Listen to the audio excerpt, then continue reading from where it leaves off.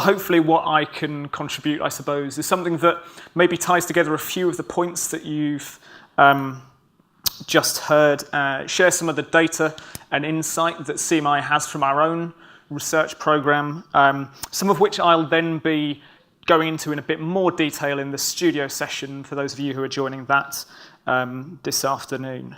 And much as I like the idea of letting men slow down, I'll be playing that one back to my wife this evening. I'm sure Jana's not going to allow me to do that too much right now. So our take on this point, I mean, first of all, just by way of introduction, CMI, the Chartered Management Institute, has been delighted to partner on this event again and support it. And I know there are a few members here in the room. Just out of interest, how many of you are CMI members or students on some of our courses? Okay, small number, great. Well, nice. Hi to you guys. For those of you who don't know us then, this just goes to show the relevance of this slide. We're the professional body for management and leadership. So our remit is raising standards in management.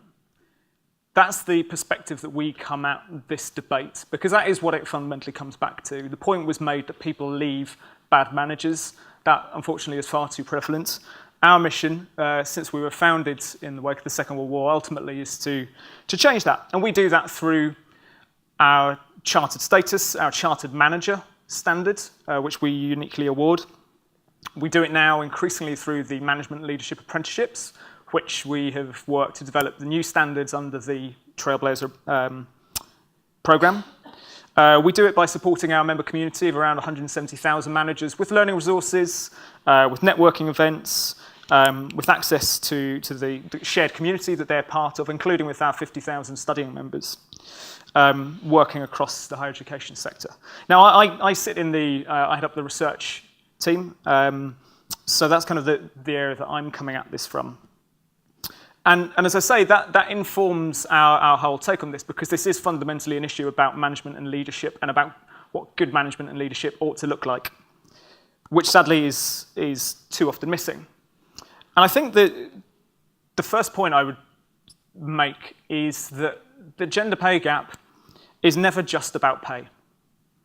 It is about so much else. And I think you've heard that in this session and this morning as well, in fact, about the extent to which it is a function of progression, of a lack of women in senior management roles, of the failure of organizations to get their culture right, of their biases in their processes like recruitment, promotion, selection. It is the whole piece. And this slide, which we have put together, shows, it's based on data that from the annual management salary survey that we publish with expert HR, pay benchmarking specialists. And what this shows is two things. On the one hand, you've got, on the right as you look at it, the size of the gender pay gap, and on the left is the representation piece. So if you like, this is comparable to the quartile data that we now see coming out under the regulations. And what it's showing is how intertwined these issues of pay and progression are. Women go from making up 2/3 of entry-level and junior professional roles to a mere 26% of director senior leadership.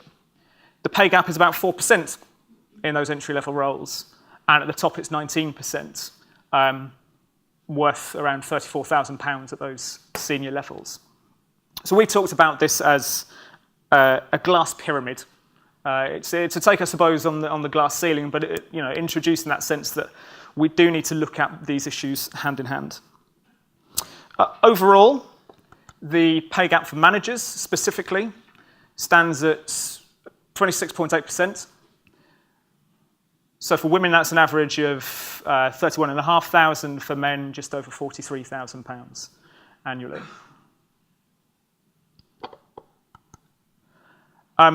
It gets in some fairly eye-watering numbers, I suppose, once you get to the top of organisations. We do find, as much of the data that has been published now by companies, we do find that there are differences when it comes to bonuses as well. It's not just about basic salaries. Incredibly, it was an 83% gap in last year's data for the bonus gap for chief executives, £89,000 for men, 15,000, let's round it up, 15,000 for women. There are some different factors going on in there. There are some sectoral factors, and those are important. But actually, when we do compare across these tiers, across comparable roles, we still see that there are differences within there. So I think it builds on the point that Sarah made, that while we can look at this through the lens of occupational roots and what different sectors do, actually we still see that there is an element of what might be unequal pay, as well as the gender pay factor that reflects progression. And this is, I suppose, how at an aggregate level, what this means for the economy in terms of what we've described as 500,000 missing women from management leadership. So there's 3.3 million managers in the UK today. Management is actually one of the biggest occupational groups in the country, and it's only growing as the economy evolves. But only a third overall are women. That equates to 513,000 women who are, quotes, missing from management. And the latest projections show that we're going to get that down to a mere 480,000 by the middle of the next decade. That, frankly, is far too slow. We've said, look, we need to aspire towards a 50-50 balance in leadership. We know that as the economy changes, as the boomers retire, as the shape of the economy changes, we're going to need 1.9 million people coming through into management roles. So just to put this into some perspective, if we were to get to that 50-50 leadership space, 1.5 of those 1.9 million new managers would need to be women. That's the scale of what we have to achieve here. So we've got a long way to go, I think it's fair to say, especially when we see the data as we do about the promotion rates. And this again comes from our work with Expert HR. When we looked at the likelihood of female managers to be promoted, within the given year, we were looking at 10% of women had been promoted, and we were able to track that within those employers compared to 14% of men. That wasn't a flash in the pan. We were able to look at that and track it over 5 years, and very similar trends across that period. And a lot of that, we've talked about some of those factors in the session already. And there are things we need to look at. I'll go into kind of some more of the detail of this, what our research has highlighted and what CMI puts the emphasis on in terms of areas of good practice. But we've also talked about the cultural side of things. We launched a campaign earlier this year, which was about fixing the broken windows. And broken windows is the idea from American policing, the idea that unless you deal with these low-level antisocial behaviours, you're not really going to get the kind of structural work to stick. So the two have to go hand in hand. And kind of as part of that campaign, we put together this little video that I thought might be fun to share with you. So hopefully on the next click, this will start playing. We're here today to talk. We're going to be talking about gender inequality, sharing our quick and easy tips for creating imbalance in the workplace. That's right, David. We're making sexism sexy. So listen up, gents. And ladies, you don't have to be a man to help inequality flourish. First up, let's talk clothes. Maybe your colleague's wearing a new dress. You could tell her you like her dress. But adding looking for a pay rise suggests that as a woman, her sexuality is valued more than her professionalism. But with only 26% of women in director positions, she'll never get that promotion anyway. Especially if she's had a baby in the previous year. Anyway, on to another scenario. Let's say you're having an argument with a female colleague about a project. Why not try asking her if it's her time of the month? If she gets annoyed, you'll have made your point.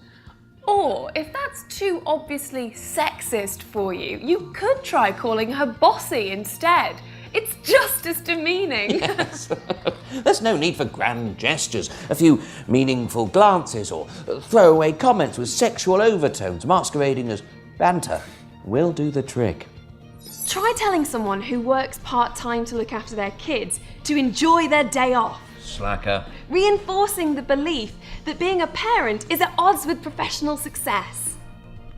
It really is the little things that can make a big difference. Tackling gender inequality starts with calling out and challenging these discriminatory behaviours to make a change. For more information on how you can tackle gender inequality at work, visit CMI. Smile be nice, love. Call it out, challenge it, change it. Nice work, David. Good, thank you. I'm glad you enjoyed that.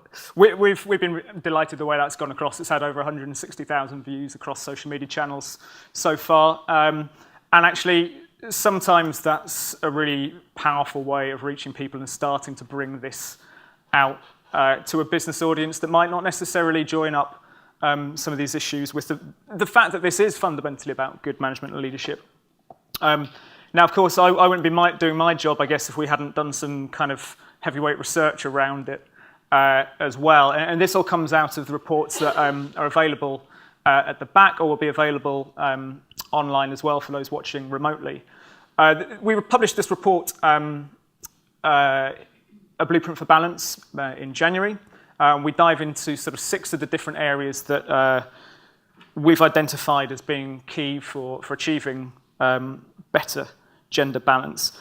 But time and again, so we combined survey work with managers as well as some case studies with leading employers and interviews with men and women about their experiences of how those companies who are trying to change culture, how far that's working. And there was this gap between rhetoric and reality. And that's kind of where this broken windows idea kind of came from. The numbers we were seeing, so 4 in 5, 81% of managers are saying they've seen some sort of behaviour that we call around the broken windows. It might be women struggling to make themselves heard in meeting, being talked over. It might be gender bias in recruitment or promotion decisions, or it might be in pay and rewards. Now, perhaps unsurprisingly, women were more likely to tell us that they had witnessed that sort of behaviour than men were. Actually, the men we surveyed said, by and large, that they were committed to achieving change.